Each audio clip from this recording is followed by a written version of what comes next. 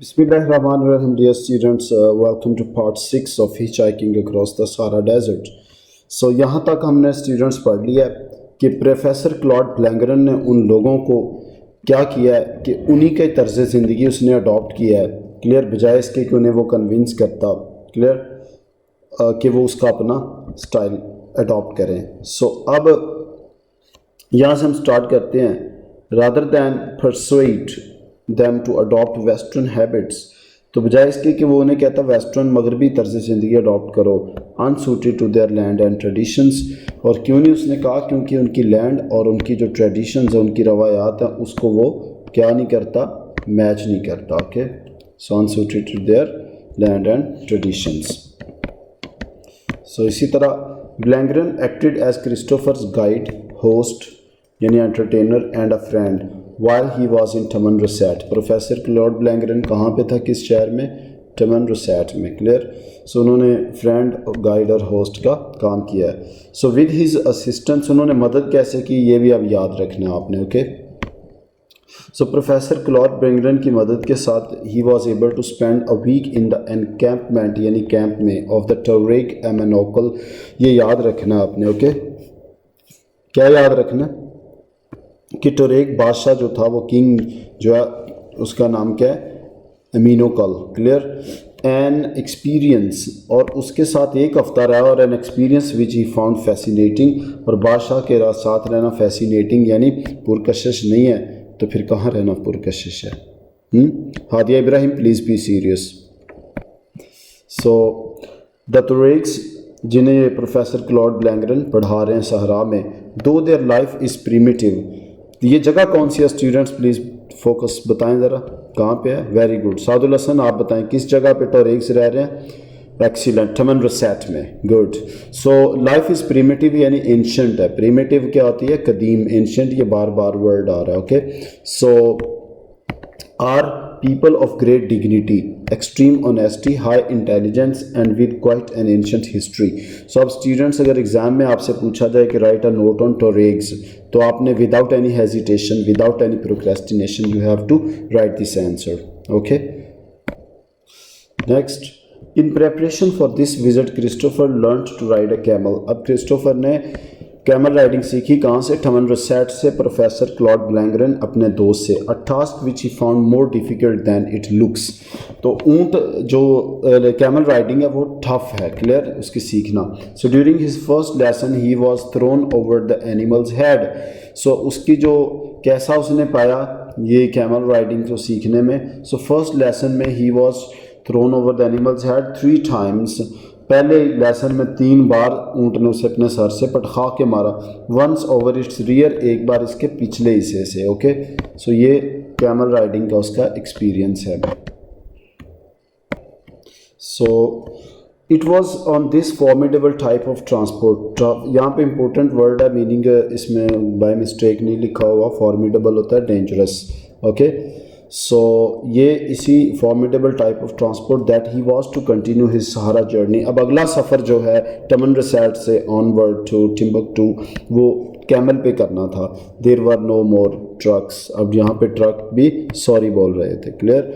So Blanguernon arranged for one of his most educated peoples. तो उसका जो सबसे पढ़ा लिखा शागिर्द था, clear. So professor Claude Blanguernon ने कहा कि बेटा आप जाएंगे. अ यंग टोरेक नोबल नेम्ड बू बेकर, यानी अबू बकर उसका नाम था, बू बेकर उसे इंग्लिश में कहते हैं. ओके, सो उसे कहा था कि बेटा आप ये काम करेंगे. ये यंग टोरेक एक नौजवान टोरेक उसका स्टूडेंट था, क्लियर. तो उसे कहा था. अब उसके स्टूडेंट्स ने भी ना नहीं की, क्लियर. सो वो साद की तरह एक ओबीडियंट स्टूडेंट था. सो बू बेकर टू एक्ट, कहा बेटा आपने act for first few days of the 1280 kilometres journey from Tamanrasset to Timbuktu. तो पता चला कि यहाँ पे टमनरसैट से जो टिम्बकटू का डिस्टेंस रह गया वो सिर्फ और सिर्फ बस 1280 किलोमीटर है, क्लियर. तो आपने लाहौर से कराची को भी थोड़ा सा क्रॉस करना है. ओके, सो उसने कहा चंद दिनों तक. देखिए बेटा आप लोग तो आधा घंटा नहीं उस्ताद का काम करते, तो उन्होंने फर्स्ट फ्यू डेज तक कहा है, क्लियर. ये भी आपके लिए इसको हाईलाइट कर लेते हैं. फर्स्ट फ्यू डेज, चंद दिनों तक. ओके, सो डेज तो डेज ही होते हैं, चाहे एक दिन भी हो. तो उसके बाद क्या होता है कि the start was made at the dawn, clear, तुलुए आफ्ताब से के साथ ही सफ़र शुरू हुआ। Abu Bakr and Christopher each on a camel, दोनों एक एक ऊँट अलग अलग थे। With a third camel carrying Christopher supplies, दोस्त ऐसे हो, उसने एक ऊँट पे शागिर्द भेज दिया और दूसरे ऊँट पे सामान लाद के भेज दिया, ये लो ऐश करो, क्लियर। सो इसी तरह it would probably be 2 or 3 weeks before the next village was reached, यानी 2 से 3 हफ्ते, क्लियर, 2 से 3 हफ्ते लगने हैं कि अगला विलेज आना है, तो 3 हफ्तों का खाना लिहाजा टमन रसैट से लेके जाना कंपलसरी था।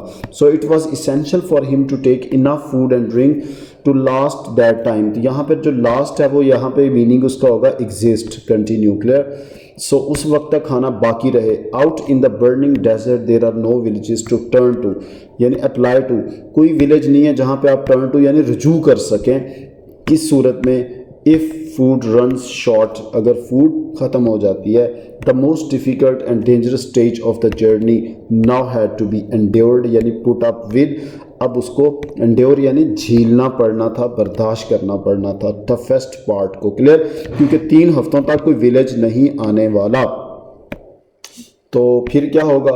It began when Christopher was handed over, यानी delivered by a leader of a big caravan. So अब उसको हैंड ओवर कर दिया गया, थमा दिया, हवाले कर दिया गया, सपुर्द कर दिया गया कारवान, एक बड़े काफिले के, कारवान क्या होता है? Convoy, clear. सो बड़े काफिले के लीडर के हवाले to a small group, clear, who were willing to go to Kidal. So छोटे ग्रुप का एक क्या था? बड़ा कारवान था, उसमें ग्रुप बने होते हैं। एक छोटे ग्रुप को उन्होंने, जिन्होंने किदाल जाना था, अबाउट 560 किलोमीटर्स फ्रॉम टिम्बकटू, जो कि टिम्बकटू से 560 किलोमीटर थोड़ा सा पहले आता है, क्लियर हो गया।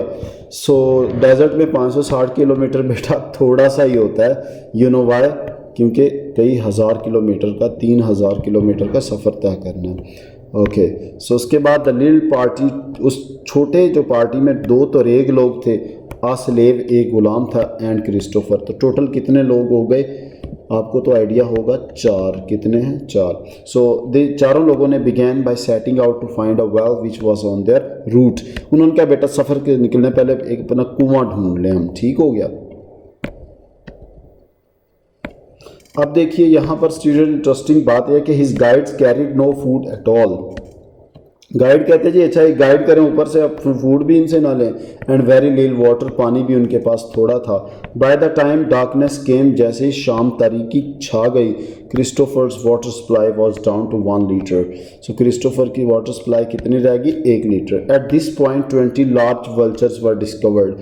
यहाँ पर बैकबोनल क्वेश्चन आ रहा है एग्जाम का, क्लियर। सो वल्चर्स यहाँ पे जो गिद्ध होती है, करगस भी कहते हैं, क्लियर। सो वो 20 करगस हैं यहाँ मिली हैं, and these stood watching travellers with interest.